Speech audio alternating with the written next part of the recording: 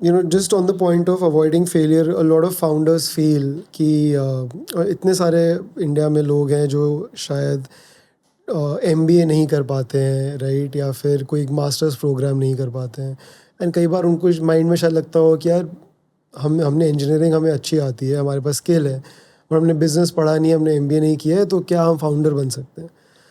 आपका क्या ओपिनियन है कि किसको करना चाहिए MBA, कितना ज़रूरी है?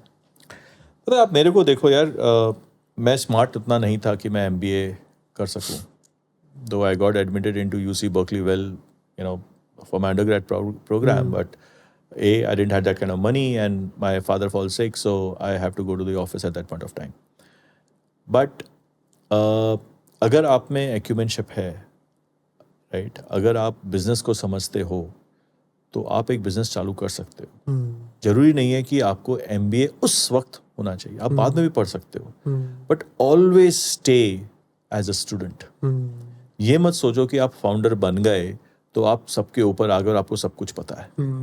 Till date I go to my blue boys in my office, जो प्यून का काम करता है, सफाई करने का काम करता है, यार तुम बता यार तू कैसे 25-30 हज़ार में अपनी फैमिली चलाता है.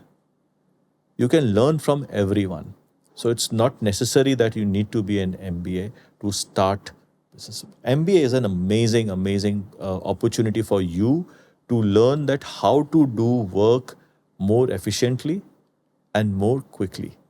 I think once you get into an MBA school, MBA school आपको तराश देता है, आपको एक अच्छा एक ह्यूमन बीइंग बना देता है in terms of taking decisions. I think it's very important. अगर आप एक कॉलेज से निकले हो, I always advise you to work somewhere for 6 months so that you know how to take orders.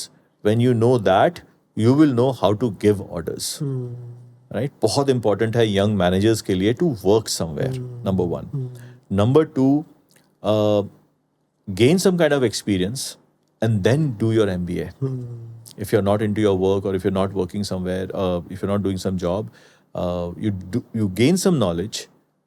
Take that knowledge and apply when you are learning your management. And then when you come back to your work, I think that you will implement more easily.